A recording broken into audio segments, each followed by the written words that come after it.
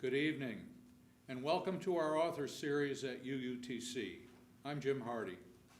Our guest this evening is Bill Thomas, author of the book Damn It, No, which chronicles his efforts and those of others in the mid-1980s to prevent a private company from damming the Horsepasture River, which is located in southwestern Transylvania County.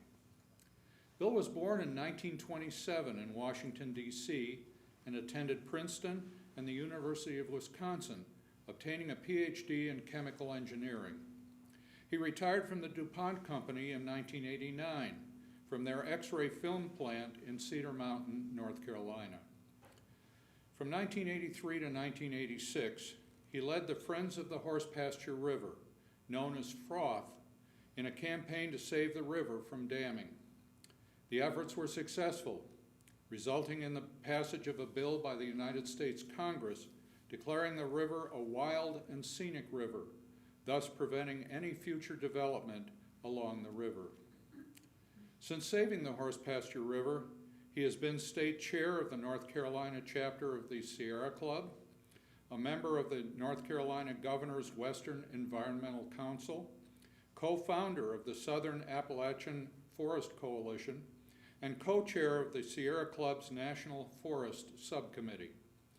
Bill served as treasurer of Friends of the Falls, a group which succeeded in saving DuPont State Forest from private development and resulted in the creation of one of the most visited parks in North Carolina. He also served as Sierra Club's point man on the formation of Gorgeous State Park, where he now serves as on the Citizens Advisory Committee for the park. He lives with his wife Cheryl in Cedar Mountain and is an active outdoorsman, birder, and photographer. Bill has received numerous awards, including the Order of the Longleaf Pine.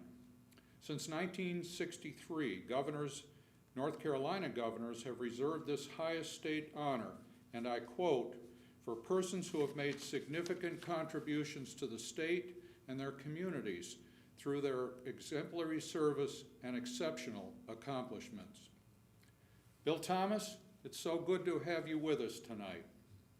You began life in Washington, D.C. and became a chemical engineer. Was there anything during those early years, either at home or in school, that laid the groundwork for your passion for the environment, then or later on? I suppose the only thing I can really think of is my career in the Boy Scouts. I was an active Cub Scout and Boy Scout, a patrol leader, a senior patrol leader, a scoutmaster. I earned the Eagle badge, so I'm an Eagle Scout. And I guess those days of camping and really the impact of the scouting organization itself would have biased me toward the outdoors to a large extent. How did you start as a Cub Scout? Yeah, I did. So you were in scouting for what, about 8 or 9 years? Something like that, yeah. Yeah, okay. Yeah. What drew you to the outdoors? How did those experiences affect you? Who knows, Jim, what draws one any place. But when you feel good about being in a place, you tend to do it more. And I suppose you learn that. I didn't really learn how fascinated I was with the outdoors until I came to North Carolina. So up to that point, my life had not been really highly directed at being outdoors. We went on vacation trips, my family and I, to various places around the country, but it wasn't really till I got here that I fell in love with the wilderness and the woods and whatnot. When did you get here? And I don't think you started out in this part of North Carolina. No, I started with DuPont in New Jersey, a little town called Parlin, near New Brunswick. And then I moved, I was 5 years, I was in upstate New York, Rochester, New York. And I suppose Rochester had some influence on me because it had a very active birding club where there were some really superb birders, and I learned a lot there. That turns out to be an excellent place to do birding as well. on migration routes and things like that. So I spent some time doing that, especially when my first marriage started going sour. I spent more time out watching birds. How nice it was that you had something That's right. to fill in there. That's right. You spent quite a bit of time in a career in chemical engineering, and were you involved in any specific environment? Tell us a little bit about your career. Well, What drew you to chemical engineering? And you know, it's a curious skein of events. I was really interested in chemistry and maybe geology, but my father suggested chemists always have to work for other people, and and maybe you should be an engineer. So I went for engineering, and I guess I'm the kind of person, when I start in on something, I'm hard to deflect. A lot of, I don't know whether that's good or bad, but a lot of inertia. You know, you just keep going the way you're going, and that's basically the way my career went. I could do it, so I did it, but it certainly didn't give me the thrill that the environmental efforts have given me here since I came here. but it must have given you some background to understand the science behind it. Well, yeah, I think my background training equips me to understand what scientists are talking about most of the time. And yeah, I think that's been quite important. I do consider myself a scientist in that regard. Sure. Yeah. You said you came to North Carolina at some point in your career. When was that, and where did you go initially? 1978 is when I got moved to North Carolina. I moved from Rochester, New York to the plant here in Cedar Mountain. And I had always been working in the research division in the photo products department. I went in the photo products department in the first place because I was interested in photography. I'd always taken my own pictures and developed in black and white and so forth, and enlarged them and printed them and all that sort of stuff. So that was kind of a natural for me to head for the photographic department of DuPont. And that was interesting. I became an expert in how to smear the photographic emulsion onto the film base that carries it and dry it and so forth. And it's a very specialized field which has practically no other applications that I can think of anywhere else. And DuPont has now gone out of the photographic business entirely. So everything that I knew or know about that, every plant that I ever worked at has been torn down, as a matter of fact. So even the building where I studied chemical engineering at Wisconsin has been torn down. Is there a message there? Yeah, it's sort of like all that career, I know a whole lot about very little, you might say. You're talking about developing that technique or that procedure for the emulsion. I'm assuming there might have been some patents involved in that? No, I have one patent, but no, not a whole lot. A lot of the work in photographic manufacturing is really trade secrets, and you don't patent them unless you know that it's a big enough deal, an important enough deal that you can protect it. But what goes into those emulsions is all secret stuff. So in other words, that's really the protection for that process. Yeah. You retired in 1989, and I think that was prior to the shift to digital imaging. Is that right? It was just beginning. DuPont tried to do something in digital photography, and they did start working on digital x-rays. And I think they even had a little shot at making digital cameras or thinking about it. And then they realized people like Texas Instruments and the chip makers were in much better position to do that. And Kodak was into it big time. Of course, Kodak got scorched. They stuck with their photographic technology for a long time, and when digital took over, they really took a beating. Yes, they did. Well, let's talk a little bit about your move here, and you said you moved here in '78. That was about 5 years before you got involved with the saving the horse pasture. Were there any environmental things you were involved in prior to that here? Well, a little bit. I met Cheryl and married her in 1982. We married in 1982. And Cheryl was active in the Sierra This is your Club. wife, Cheryl.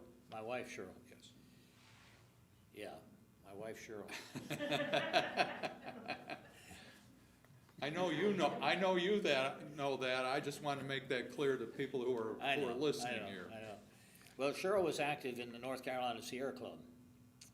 She was particularly in the Triangle area. That's where she was from. That's where she was living, I should say. So I got involved in a Boy Scout troop in Cedar Mountain. And I eventually became the scoutmaster up there. And I had a troop of boys of about 16 boys, I guess, which I figured was 50% of the boy population of Cedar Mountain. So I thought I was doing all right. But, and I took them on a lot of camping trips and so forth. So I was really getting into the outdoors and camping with the boys. And, but when I married Cheryl, that wasn't really, you know, a good combination for the two of us. So I started becoming more active with the Sierra Club because that's something we could do together, and gradually put down the Boy Scouts. And I became it's funny, I was very uneasy about Sierra Club's political activities, very uncomfortable with that. I was a registered Republican at the time, and it took Cheryl a couple of years to work me out of that.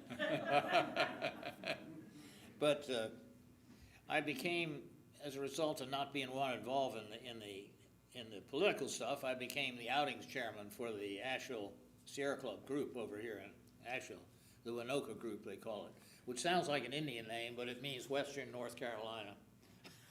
Is what it stands for. Was there an active Sierra Club group here in Transylvania County at that time? No, there wasn't. That formed about 30 years ago by a man named John Freeman. Okay. That was about 1990 when I was chairman of the chapter, the Sierra Club chapter, North Carolina.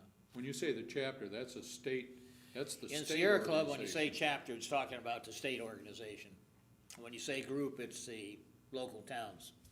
That's For just- those who don't know this area, Asheville is about a 45-minute drive from where we're sitting in Transylvania County in Brevard, North Carolina.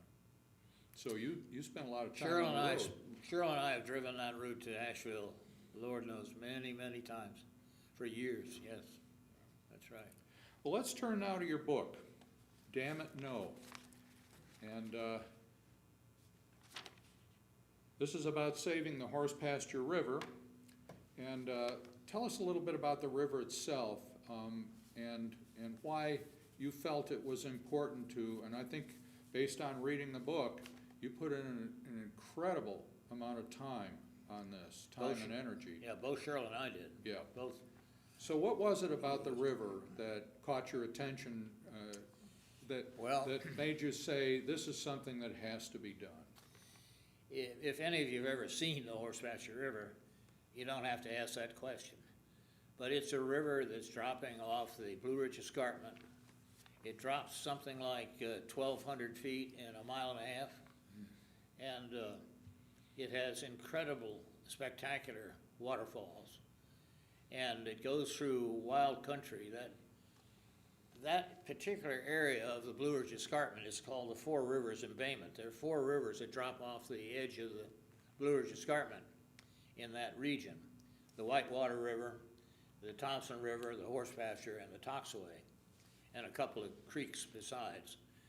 And it's well known to geologists and to botanists because it's kind of like a bay, you might say, but it's a bay that's deeply dissected by these rivers that have cut down 2,000 feet to get to what is now Lake Jocassee, but before was the Kiowa River, where the Indian town of Kiowa was located, and Fort Prince George and so forth, which is all under the waters of Lake Jocassee now. I should mention, and help me with this, because you know the geology better than I, but we're pretty much where we are. We're pretty close to the end of the Appalachian chain, at least the high part of the chain. The high part certainly is here in North Carolina, but it stretches on down into Alabama. Yeah, yeah, but there's a huge difference in elevation between about where we are and just a few miles south of that. Yeah, we here in Brevard are, I think, on the most spectacular portion of, say, the Blue Ridge Parkway and the mountains. Of course, you keep going west, you get to the Smokies, which are pretty spectacular mountains themselves. But the same kind of mountain, rounded shapes. These are mountains that are maybe 300 million years old, and they haven't been glaciated in all that time, so they've just been wearing down by the general processes of erosion, rainfall, things like that. So they have these rounded shapes, which you don't really see in newer mountains like the Rockies or the Andes or something like that. And water is really the lifeblood of all Yeah, I this, should have isn't it? mentioned that. We get 100 inches of rain per year in our region, particularly in the mountains. The Gorges State Park lately has been hitting over 100 inches a year. And that's in rainforest category. I think the Olympics in Washington are getting maybe 200 inches. Parts of British Columbia, that's really rainforest. But we're up there, and there are spots in the Smokies that I think do hit 200 inches every once in a while. Mhm. Yeah, all that water coming down, so it doesn't matter the rivers are short. They've got plenty of water to cut down through the mountains. And why is that important farther down the river? What is there about saving this river, for example, that maybe didn't impact just the immediate river itself, but the areas downstream? Well, I'm not sure what you're driving at Well, they were there. talking about damming the river. How would that have changed? Well, that would have been in the gorges themselves, in this zone, this 1.5 2 mile zone, where the rivers are cutting down from the escarpment down to the Piedmont level, which is more like about 1,200 feet. How would that have changed the ecology of the region, though? Well, the kind of dam they wanted to put up was a dam up near 281. It's pretty much at the head of what is the Scenic River now. And they were gonna bypass the river with a big flume, a big pipe, and send it to a hydroelectric plant down at the bottom. So what you were gonna do is de-water the river, essentially. They were gonna have to leave some water in the river, but they were gonna take most of it out. And this flume would have, the flow of water through that flume would have driven a turbine which produced The electricity. hydroelectricity, yes. Right. Right, but it would have de-watered the river. They would have had to have a transmission line and a road system. So it would have torn up the whole path of the river. It would have left some water on the waterfalls, and they still would have looked beautiful. But my God, something to do with a piece of wild land that is so primeval and so incredible, at least for this person who had come from farther north and never experienced anything like that. This was clearly a magnificent piece of land. Beyond the aesthetics, what about the impact on the flora and the fauna of the Well, area? the fact that the rivers sit where they do, you've got a tremendous change in habitats from the top down to the bottom. And within the gorges, there are microhabitats where rare things live that can't live anywhere else, in the spray zones and so forth. There's some ferns that live in that area, little tiny things that never got out of the gametophyte stage. And the scientists still are baffled about how in the world they got there and how they've survived all this time. There are these special disjunct plants that grow only there. The Trillium discolor is another one. And there's some other plants and animals like the green salamander, which has endangered status, I think, in North Carolina. Is it a fair thing to say that some of those things might have disappeared? Possibly, yeah. It certainly would have damaged the whole system. There are trout that live in those rivers as well. That would have been, the dam would have been very hard on the trout population. Okay. Why? Trout need to have running clear water, and it has to be cool water. And This would have been basically a lake behind the dam, is that right? not a very big lake in this case. That was maybe one of the problems with these private investors' plan, is it wasn't going to have much capacity in that lake. So they couldn't argue to Duke Power, which would have had to buy their electricity, that they could provide power during the peaking time when Duke really needs it, in the heat of the summer afternoon or early morning in the winters, when they really have to crank up everything they own to fulfill the electricity demand.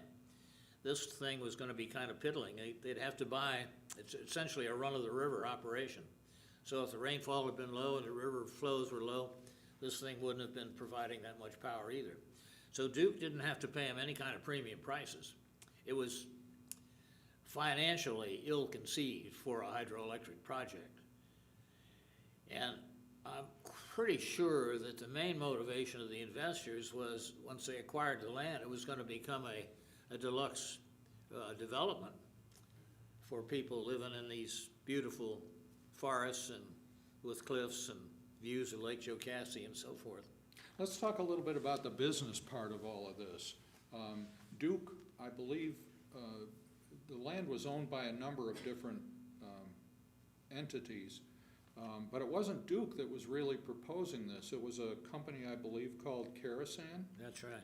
And tell us about this company a little bit, and also how it tied into something called the Energy Security Act of 1980, and what this company really wanted to do and why they wanted to do it. After the oil shocks in the 70s, early 70s, during Jimmy Carter's reign, the country started thinking we need to be a little more independent here. And so Congress passed some laws which gave incentives to people to develop hydroelectric projects. And the Federal Energy Regulatory Commission was very partial to them. I remember that Tommy Weich, who was a prominent lawyer from Greenville, came to the first meeting of the Friends of the Horsepasture and told us that Federal Energy Regulatory Commission had never backed away from anything like this. And that was what we were up against, something that was logically going to happen. As I understand it, this Energy Act was more directed toward improving or updating existing I think you're right. I think that's right. And yet, money was going to new projects, and there was a huge amount of rebate money or some kind of financial incentive. So is it correct that this Carasan was really developing this to get all of that rebate money? Right.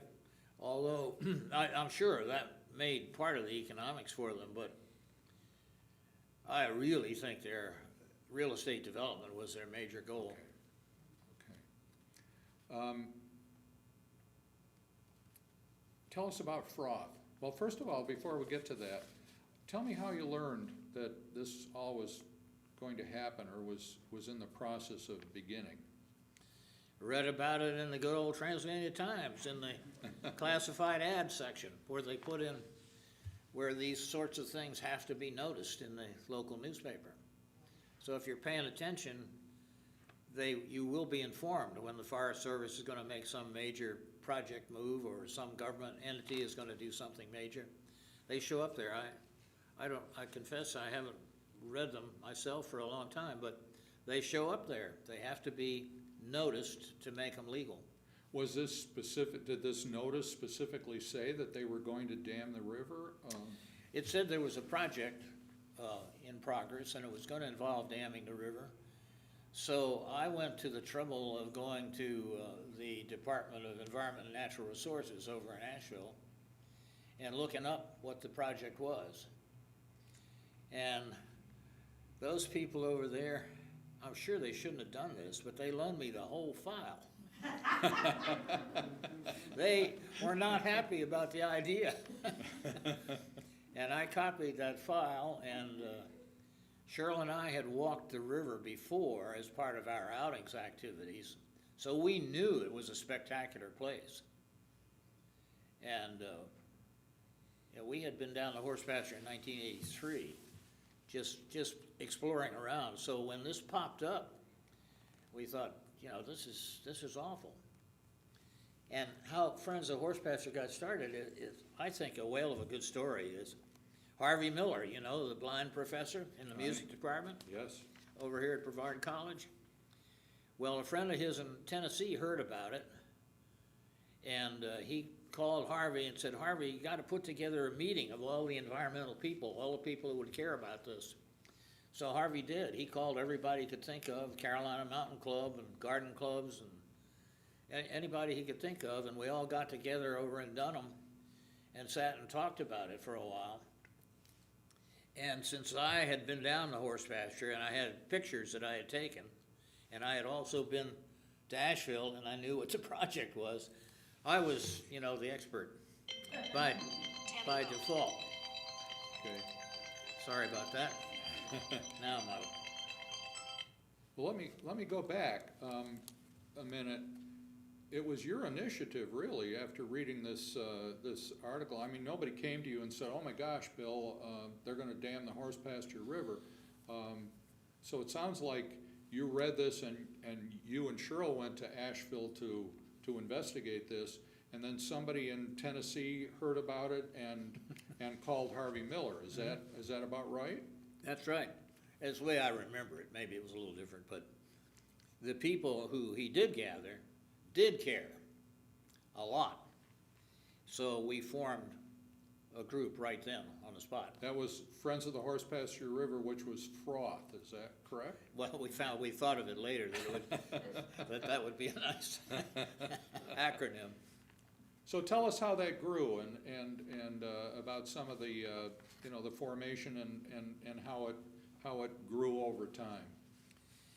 It started out with this group of us meeting every week or every couple weeks, and we just used the shotgun approach. What could we do? So what we could do is talk to everybody we knew, talk to all the people in the state's environmental department, talk to any friends and relatives you knew, talk to any people that had been through anything like this. And each one of us, you took assignments, we had to do whatever can be done. We need to find out what's going on. And we kept doing that, and finally a route started to appear. Like if we could get scenic river or wild and scenic designation, that would stop this thing in its tracks. We didn't know how we were going to do that, but fortunately there was a congressional race at the time when Congressman Jamie Clark was running against a challenger, Billy Hendon, and Jamie thought this would be a marvelous thing. Jamie was a fantastic environmentalist himself, and American Rivers came to him and suggested that he put in a bill to make it a wild and scenic study river, which he proposed to do. He attached it as a rider to some other bill, totally unrelated, and it went through, and that's about the time the Karasan investors bailed out. Did they see the handwriting on the wall? I think they did. They saw that their investment was not going to pay off, so they sold the land to an entrepreneur in Cashiers, Sam Leader, whose son Josh is active still fooling in around Brevard over, right still now. fooling around over there in Glen Cannon. Yeah. Anyway, odd things happen, but this thing fell together because really we thought the Horsepasture was practically an unknown place. But in fact, it seemed like half of western North Carolina knew about this river. Was new to us, but other people knew about it, and they thought it was a fantastic place, and they were outraged at the idea. So there was a real emotional component Yeah, in this. very wasn't there? strong emotional component, I think so. That's what did it. So the politicians got on board real quick. And the thing that this book is kind of a memoir of the whole thing. As I told you, I'm a little nervous about this interview tonight because it seems so self-promotional in a way, and the book is that way too, I'm afraid. But my point is that when people get riled up, they really can do things. And the other point is, this was an easy one. This was so easy. The state didn't want it to happen. Duke Power didn't want it to happen. They didn't want these guys on their territory, on their turf. They didn't want to have to diddle around with paying them for their piddling amount of electricity they were going to generate. And it wouldn't have been that much electricity in the scheme of things, is that right? Not overall. And the public was excited, so the state legislature got all excited. They voted unanimously to make it a state river. And that stuff just doesn't happen, you know. And that was the first step, wasn't it? Yeah, the state legislature did that. Then the national politicians got on board. Even Jesse Helms was helping us. He told us he favored it too. And eventually he helped us get $1 million to buy the land we needed to protect the river. Was that the thing that pushed it over the edge? Well, what pushed it over the edge was the vote to make it a National Wild Scenic River in the first place. That stopped the efforts in their tracks. But then to go ahead and complete that designation, we had to acquire the land that the Carasan people had bought from Reg Heinich, the Toxaway guy. And the Carasan people sold it to Sam Leader. So Trust for Public Land got involved as a result of a man that showed up, Mike Leonard, who was experienced with environmental stuff down in Alabama, had been responsible for the Sipsey Wild and Scenic River down there. And he got involved and brought in the Trust for Public Land, and they were the people that could do the financial wheeling and dealing, which I had no clue about how these things work. Well, your book talks a lot about all of the political maneuvering and intricacies here, and the number of different people involved, and That's each right. one with his or her own specific Expertise and talent. and needs and goals. So it was, I think, sort of a miraculous event. All the stars aligned. There was no opposition, no serious opposition. And even the Transylvania County Commissioners were behind it. We had different commissioners in those days. So. Bill Ives was one of them. And then watching the bill work its way through Congress was another object lesson. There were so many steps that this simple little bill had to go through. The Committee on Natural Resources, the Committee on this and that and the other thing, in both the Senate and the House. It got mixed up with budget considerations. It got mixed up with the end of the year budget things when the Congress was threatening not to pass enough money, budget enough money to keep the country going. That was '86, I believe, wasn't it? Yeah, I mean, this is an old story, but I began to think how any law ever gets passed in our country is practically a miracle. You just don't realize how hard it is to make it all the way to the finish line. And even as something that's really essentially non-controversial gets tied up and held up and slowed down and so forth, and enough to tear your hair out. But that's why I say this was a 1 in a million kind of a deal, where all the stars aligned, everything was going our way, and it worked. And of course, it's a wonderful feeling to have had it happen to you. And I think it kind of destroyed me for the rest of my life, right, Cheryl? Well, I think you went to Washington to lobby personally, didn't you? I did, yeah. I testified before committees, and I walked around to the various offices and talked to people, and yeah, I don't know if any of you ever had that experience, but it's kind of it's a very tiring experience. I mean, those offices in Washington are far apart, and it's hot in the summertime, and you can really get fagged out. You need to be in good condition. But it's a heady experience to walk around to the various congressional offices and the Senate building, the Capitol, and so forth, and talk to those people and think that you're part of a system, a democratic system that's actually functioning, and that you have some part in it. So that part really hit me pretty strongly, the whole thing. Although going to Washington lobby is not something I ever want to do again. Bill, I'd like to read you something that you wrote toward the end of the book, and I'd like you to comment on it. On a personal note, the Horsepasture campaign was a life-changing event for me. I gave my wife Cheryl credit for getting me involved with Sierra Club in the first place, and for her constant involvement in the whole effort. Our lives were turned upside down during this period. Active involvement in something like this not only changes the world, but changes the participants. The sword of influence is sharp on both ends, and sometimes painfully so. I learned that working to protect wild lands was something that moved me deeply, and that an individual could have an important effect. Though I came rather late to this understanding, concern for our environment has been a motivating force in my life ever since. To those who urge and empower young people to seek their bliss and follow it, I say amen, even though not everyone will be so blessed.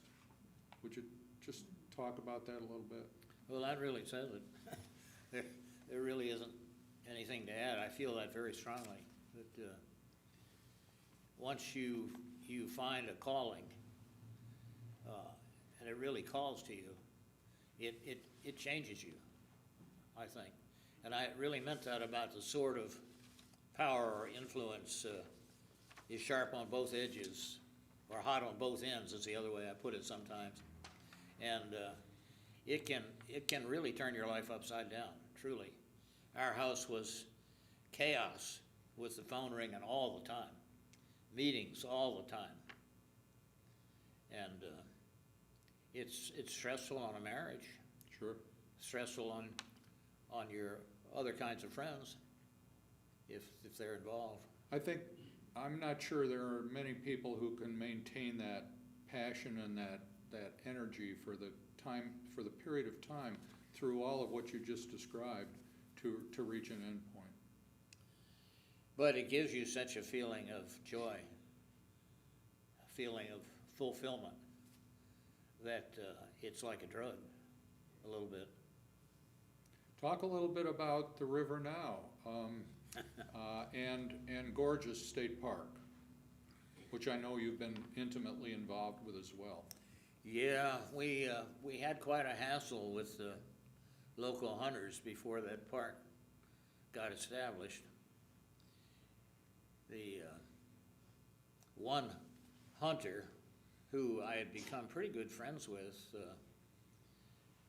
saving the horse pasture and leading up to this stuff, decided that it was hunting territory and it should stay that way, and if it was a state park, there wouldn't be any hunting allowed. So the hunters gathered together in western part of the county, and they fought this thing tooth and nail. They tried to kill the appropriation from the state legislature to come up with the money necessary to buy the land from Duke. And it was sort of touch and go there. I wrote a guide to the Jocassee Gorges. I meant to bring it tonight, but I got a grant from various organizations and spent about $10,000 producing 10,000 copies of this thing, which I spread around, mostly selling it at local stores. So we pretty much paid back the initial cost by selling copies of it. But I use that as a lobbying tool with the legislature. So I went down to Raleigh and visited all the legislators I could get to and handed out copies of this thing, and I think it really, it helped to do the job. I think it's just amazing that one person can put, and I know you were not alone in this, and I know Cheryl was right there with you, but put this kind of effort and energy into something and stay with it to completion. The horse pasture was really the beginning of the whole business, and I stayed involved in that gorgeous area after the Horsepasture River was involved. The Duke Power came up with the idea they wanted to do a pump storage reservoir in part of the watershed below the Thompson River. Explain what that is. A pump storage reservoir is a way to save electricity. You build a big bathtub up high in the mountain someplace, usually by damming a river in a gorge, and then when you need electricity, you let the water run out of that bathtub through turbines. And it can run at a heck of a big rate if you design it that way. Duke has a pump storage reservoir at Bad Creek. You may have heard of Bad Creek. That's a pump storage reservoir. That thing, I've flown over it in a helicopter. Thanks to Jamie Clark, he took me on a trip up there with Duke Power. I told Jamie, look at this cavern that they're building under the mountains. You don't often get to see what $1 billion is. But there you are, Mr. Congressman. That's what your $1 billion is getting you. I've actually been up there and I've seen it. And basically the idea is that during the daytime when electricity, when the demand is high, that's when they release this water. And then when the demand is low, it's cheaper to pump the water back into the lake. Especially if you're running nuclear power plants. Nuclear power plants can't be cycled on a 24-hour basis. That's a good way to really get in trouble. So the base load on the Duke system at that time was practically all nuclear. So when they had more energy coming from the nukes than they could use, it made sense to take that energy and put it into pumping water uphill. So I think the main reason they didn't build Coley Creek ultimately was they didn't see a future for nuclear, really. They would have had to put another couple plants down there where the TOE plant is. And since nuclear sort of got terribly expensive, cost overruns, tremendous environmental concerns, I'm hopeful that maybe Coley Creek is gone forever now. They still own that land. They still have all the engineering done to do it. So it still could get done. They carry it on their books, partly because the way utility companies get paid is they get paid as a percentage of their invested capital. So there's really no, as long as they're permitted to do something like a Coley Creek, all the engineering and whatnot, they can carry that on their books and they're earning something like a 10% return on that investment. That's what the State Utilities Commission allows them. I mean, the only thing standing between us and the monopoly power of an organization like Duke is the North Carolina Public Utilities Commission. They almost have to have a monopoly in order to be able to operate efficiently, but the public is protected through this Public Utilities Agency, and as you might guess, the people who are appointed to the Public Utilities Commission are appointed by legislators, politicians, the governor and the legislators.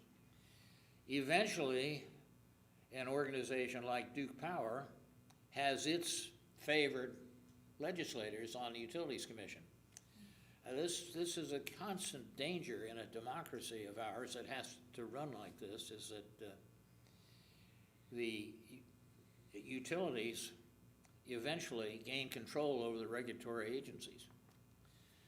Ed Bridges was telling me the other day about Alabama. He says Alabama Power is absolutely the supreme power in Alabama. Nothing happens without Alabama Power. So that's just an interesting sort of sidelight. I got deeply involved in energy during the Coley Creek thing, trying to convince Duke that we didn't want him to build Coley Creek in that area. I even got a grant from Mary Reynolds Babcock for $15,000 to hire energy research company up in New England to put out a research project on Coley Creek and show that Duke could do better by building a gas turbine plant which they eventually did do, as a matter of fact. I don't think we're the ones that convinced them, but the economics Didn't hurt. went that way. It didn't hurt, that's right, it didn't hurt. Well, Bill, we're pushing close on time here. There are so many things I'd like to talk to you about. Your involvement with DuPont and your involvement with the forests, and you continue to be a passionate environmentalist and activist for all of us. And I know many people who know you and deeply respect what you've done and what you continue to do. Before we finish, I have to acknowledge the fact that you just celebrated in December, I think, your 95th birthday. 94th birthday. Well, what's a year, one way or the other? 94th birthday. And you're still passionate and energetic and involved. Any thoughts about getting there or being there? You mean being 94? Yes. And I'm glad to be 94. and we're glad to sit here and talk to you about it. Very glad. Well, I guess if you're lucky, as you get older, you maybe get a little less concerned about what other people think of you. So maybe it allows you to be a little more direct, perhaps, or a little more honest or something. And it's a kind of a relaxing feeling to not to worry about that anymore. You know, I find our association with the Unitarian men's groups, you know, that you and I both share, that we have that kind of attitude. What people did in their lives is not particularly important, except the skills that they gained, the insights that they gained, and how the world works and how things go, that makes it so interesting to be associated with a group of that sort. It's been a great enjoyment. Well, you've contributed greatly to that, as you do to everything you get involved in, so we appreciate that. We have a few minutes left, and I'd like to give those of you in our audience here at UUTC and those people who are watching online a chance to ask a couple questions. So I'll open it up. We have a microphone up here. If you'll just get up to the microphone and ask your question if you'd like to. And Doug, I don't know if we have anybody who's put anything in the chat box or not, but if you're watching online, you can do that as well. Any questions? Anything you'd like to share? How long was the whole process? Please go up to the microphone so that people listening in can hear it.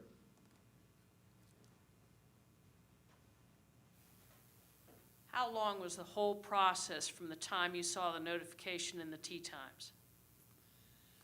How long was the whole process for the Horsepasture River? 83 to 86, so about 3 years. And I can tell you now from greater experience, that's the speed of light for something like this.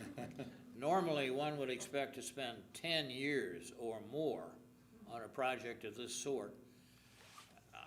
That's kind of an important thing for the public to realize, that to get anything major happening in Congress, you really got to be looking long range. You've got to be thinking long term. It's going to take many years for a major thing to happen.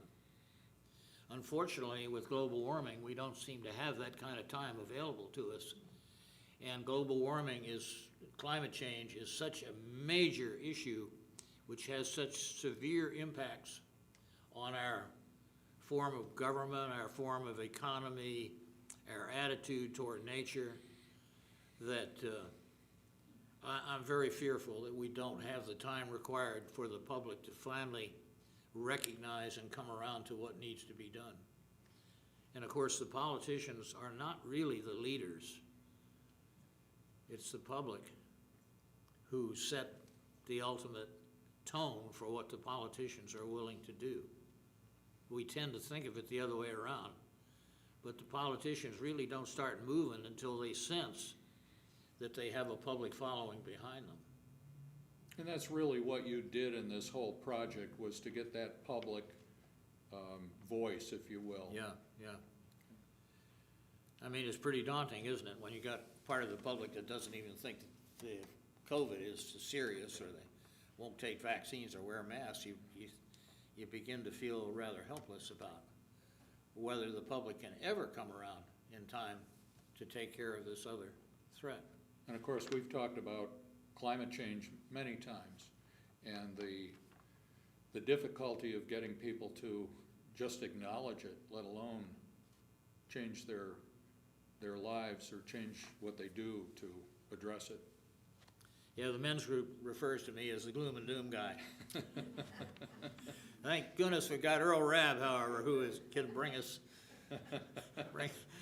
bring some joy to us. A voice of optimism in a sea of gloom, right? Right. Bill Thomas, thank you for a most interesting and enlightening look at your life and for sharing your passion for environmental causes. We've all benefited from that. Thank you, Jim. I've enjoyed it. I'd also like to thank Catherine Burley, Doug Wilkes, and R.K. Young, who did the sound and the camera work behind the scenes, along with all of you who joined us this evening. We hope you'll join us again in March for the next installment of our UUTC Authors Series. I'm Jim Hardy. Good evening.